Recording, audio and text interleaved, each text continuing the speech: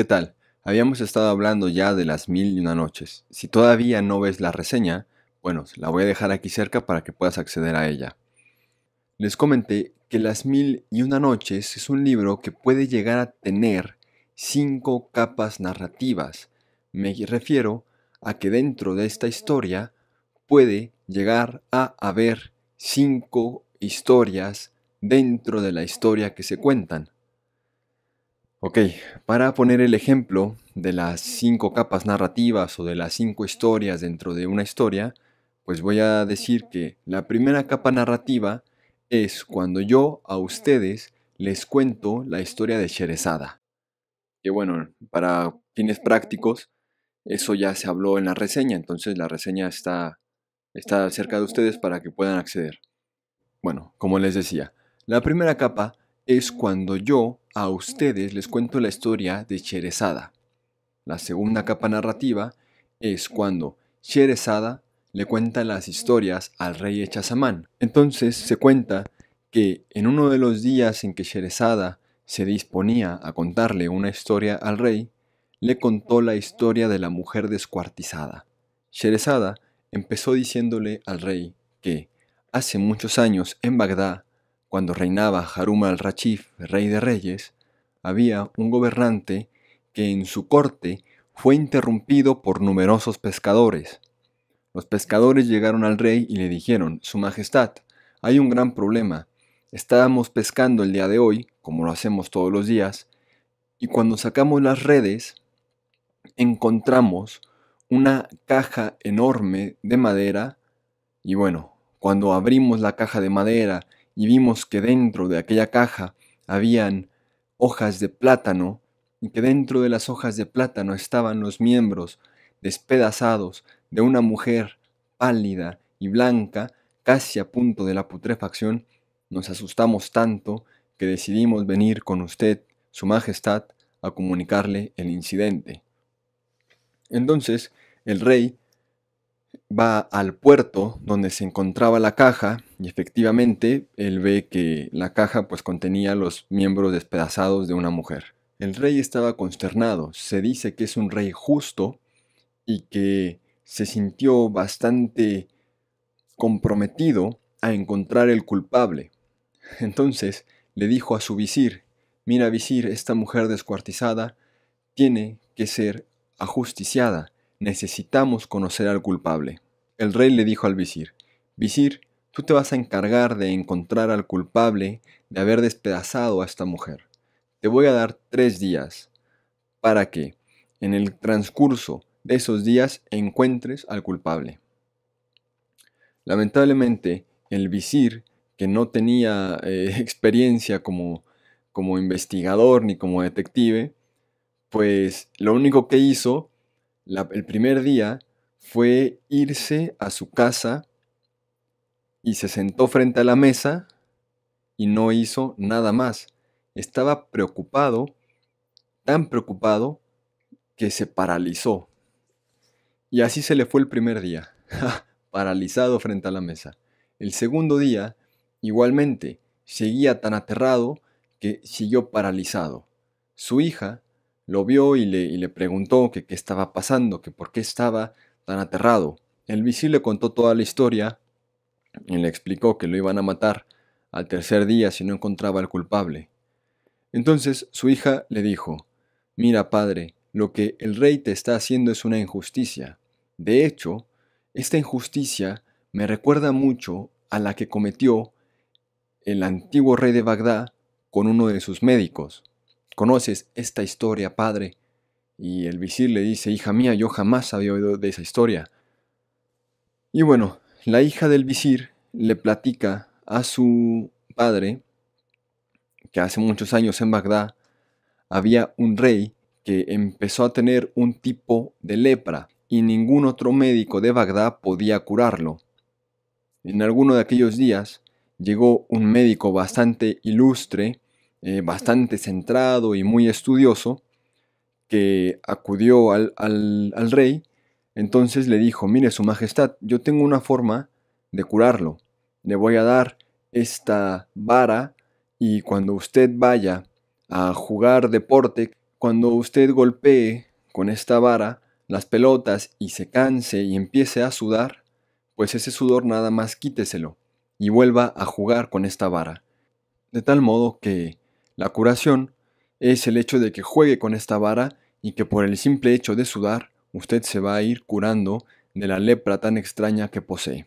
Y bueno, efectivamente, el rey empezó a hacer ejercicio con la vara que le dio el médico, y después del sudor y después de algunos días, el médico empezó a sanar de la lepra y se dio cuenta de que el médico poseía una gran erudición y que valía demasiado, lo quería hacer su amigo, de hecho le llevó regalos y le llevó ofrendas en el nombre del médico. Pero, como muchas veces pasa, dentro de los otros médicos y dentro de los consejeros del rey, a varios de ellos les empezó a dar envidia que el rey tratara tan bien al médico. Entonces se acercaron al rey y le dijeron: mire, su majestad, yo veo que usted se junta demasiado con aquel médico, que si no mal recuerda lo curó de forma muy sencilla. Piense bien esa amistad que tiene, porque ese médico, pues sí, fue en esta ocasión benévolo y lo ayudó, pero ¿qué tal si un día el médico se enoja y más bien trata de matarlo? Lo va a poder matar, lo va a envenenar de una forma facilísima y sencilla. Cuando el rey escuchó esto, se enojó bastante y dentro de él hicieron eco las palabras de su consejero. Entonces, inmediatamente pidió traer al médico a que lo mataran. Trajeron al médico y ya cuando el médico estaba a punto de ser asesinado, el médico le preguntó al rey que qué estaba pasando, que cómo es posible que él lo único que buscaba era sanar la enfermedad de su majestad y que su majestad le paga pues con la muerte, o sea que dando un buen favor recibió un perjuicio. El médico le dijo al rey que debía de recordar la historia de el águila y un antiguo rey de Bagdad. Entonces, aquí estamos llegando a la quinta historia dentro de las historias que estamos contando. Es la quinta capa narrativa. Bien, le dijo el rey que él no conocía la historia del águila y del antiguo rey de Bagdad. Le empezó a contar que hace muchos años en Bagdad había un rey que poseía una hermosa águila entrenada y que en alguna ocasión cuando se fueron a cazar con Z, es decir, cuando se van a cazar animales, el rey se perdió con su águila. El resto de la expedición estaba ya muy lejos de ellos y el rey tenía demasiada sed, tenía un montón de sed y como estaba ya muy perdido, pues casi cualquier cosa que encontrara le iba a servir para beber agua. Afortunadamente, se da cuenta que de un árbol estaba saliendo agua. Esta agua, y con la sed que tenía, no lo pensó dos veces. Y bueno, también era una costumbre que su águila llevara un vaso en el cuello.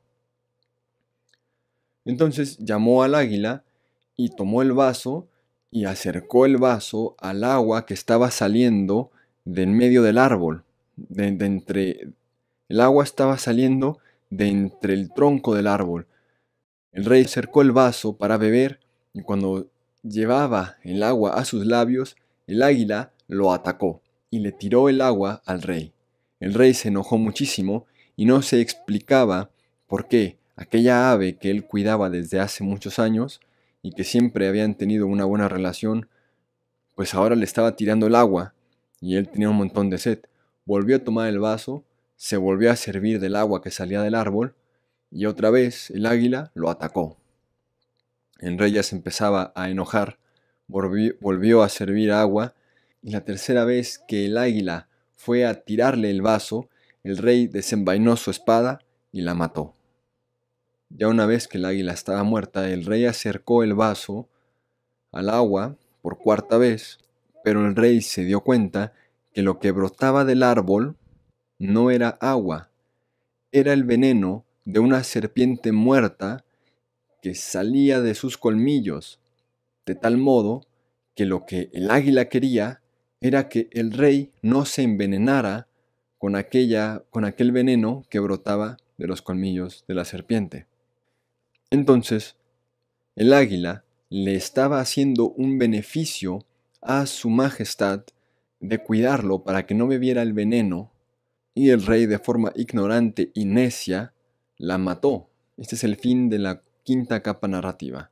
Vamos a continuar la historia que dejamos en la cuarta capa narrativa, que era el rey que había sido beneficiado por el médico, y que bueno, el rey, cuando escuchó la historia que le contó el médico, pues se dio cuenta que efectivamente estaba cayendo en un error, y, afortunadamente para todos, el rey decidió ajusticiar a las personas que le dieron el mal consejo de tratar mal al médico. De aquí vamos a continuar a la tercera capa de la historia, que es cuando la hija del visir le platica la historia a su padre. Bueno, hasta aquí vamos a dejar la historia.